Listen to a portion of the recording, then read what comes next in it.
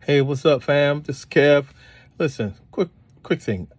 What makes you smile? What makes you cheese? What makes you make your face wrinkle up, or just what makes you smile? What makes you happy?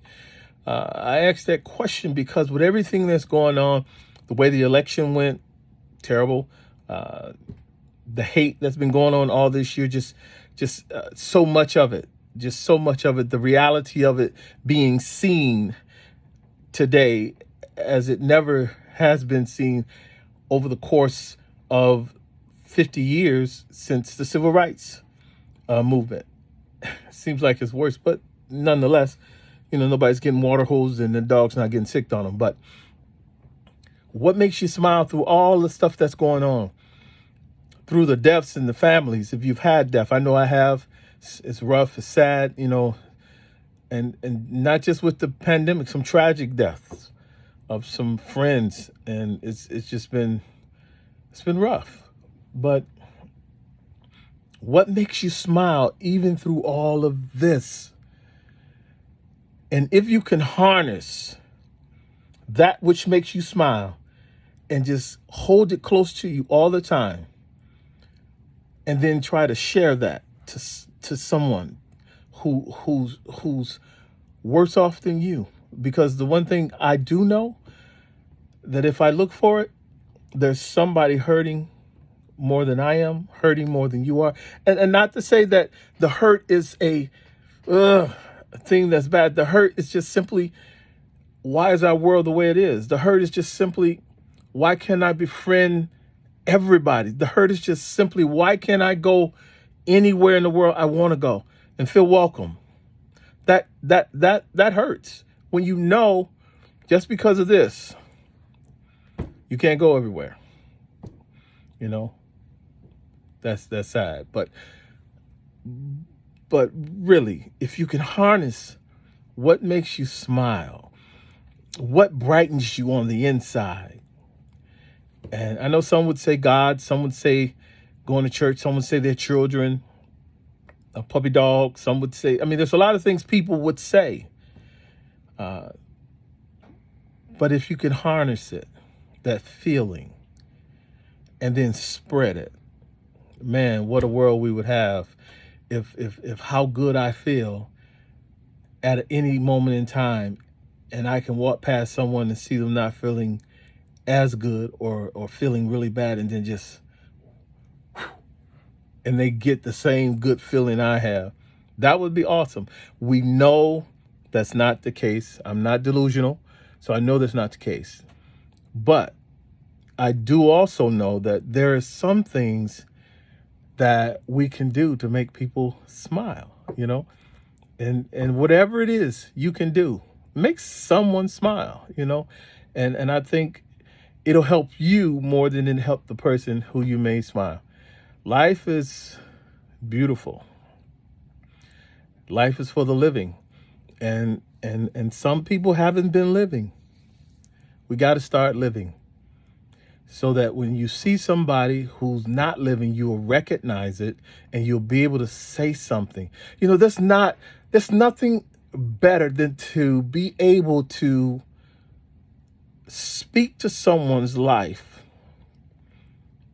and you turn them around just by a few words. I know I spoke to somebody one day when I wasn't feeling well. I wasn't feeling like doing, I'll just tell you straight up what it was. One of the ministers at a church I was attending at one point in time called all the ministers up to come and pray. She called the prayer line. And I'll be honest with you, I was sitting in the pews and I just didn't feel like getting up. I really didn't. Because I just didn't. But I got up, because she asked. And so went up there and was praying for people. I know some of you say, what are you doing praying for people? You don't feel like it. Well, I'm a mature man. I understand how to put my feelings aside and pray for people. And because it's not me that's doing the work, it's God. But I tell you this, when I got up there, I prayed for a couple of people, but that one person I prayed for, after I prayed and just talked to her, And when we were done, she came and told me that, I was going to go home and kill myself after I left church. But she had a whole new mindset. It wasn't me. I know it was God, but God used me as that instrument. And so what I'm saying to all of you today that's listening, harness what makes you feel good. I'm not saying go around smiling all day long. What I'm saying is harness what makes you smile, and then just speak to people. Say hi. You never know whose life you change. You never know whose life you save. And I tell you, it's a good feeling. And I recognize at that point in time that when I have an opportunity to say something, or I feel led to say something, even if it's just good morning, how you doing? Have a nice day. Hey, what's up? Because there are people we all know that are overlooked. And we walk past them every day. It could be someone sitting next to you on your job, someone in your family. They in their heart, they feel overlooked. And you can't argue with them and say you're not overlooked. That's how they feel. So take a little time and just say, hey, what's going on? How you doing? Whatever you can. You can save somebody's life. I mean, we're in these rough times. This is the time of year when suicides are higher in a normal setting. But this is not a normal setting. This is crazy. And we have to be able to harness our goodness, the things that makes us feel good, because, they say that a lot of these first responders and medical workers are really having a rough time mentally because of so much death. I mean, you got to remember, some of these people were kids when they started. Some of them are kids, young people in their early 20s, and even the ones that are seasoned. There hasn't been this much death in such a short period of time that they've seen. So it's a rough. We're in a war zone, and unfortunately, the war we're fighting, our foe is invisible. We can't see him.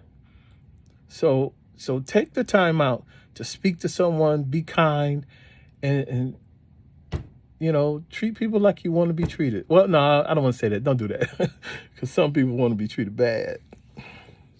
And y'all know, bad, not bad meaning bad, but bad meaning good. I don't know. I'm just kidding.